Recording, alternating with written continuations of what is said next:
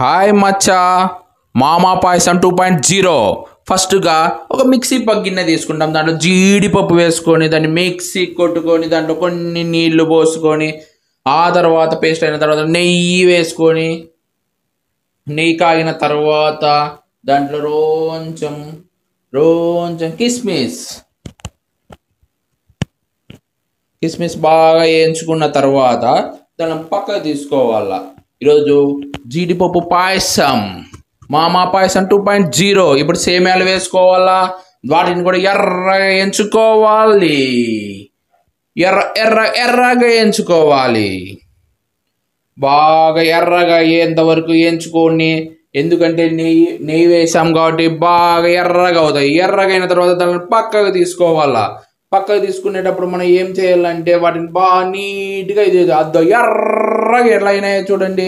దీన్ని పక్క తీసుకున్నా. ఇప్పుడు వచ్చేసి మన పాలు కాదు, గేదె పాలు వేసి చిక్కటి పాలు వేసి బాగా మరగబెట్టాల. ఈరోజు ఏంది మామా పాయసం 2.0.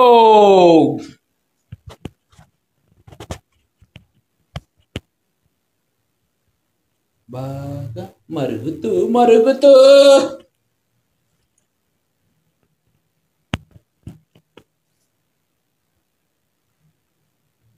చూడండి. బాగా మరిగిన తర్వాత 2 యాలకుల దండ వేసినామనుకో, యాలకుల వాసన పాల వాసన కలిస్తేనే 2.0 అని అన్నాను. ఇంకా ఉన్నాయి దీంట్లో, ఇంకా కలపేటివి ఉన్నాయి కాబట్టి మనం యాలకులు వేసినాం. దీనిలో బాగా మరిగించాల.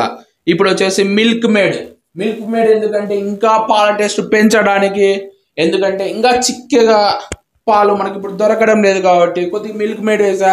అది కూడా బాగా మరిగిస్తున్నా. బాగా మరిగితే ఇప్పుడు కొన్ని వాటర్, మళ్ళీ దాంట్లో ఎందుకు వాటర్ వేసా అంటే మనకు జ్యూసీగా కావాలి కాబట్టి వాటర్ వేసాయి. ముందే ఎందుకు వేయాలంటే ఇప్పుడు కుంకుమ పువ్వు ఎర్రగా రావాలంటే కుంకుమ పువ్వు వేసుకోవాలి కదా, అందుకనే కుంకుమ పువ్వు వేసి దాన్ని బాగా మరగబెట్టాల.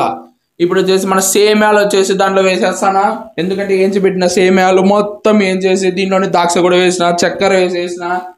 ఇప్పుడు బాగా అన్ని దగ్గరికి ఉడకల్లా.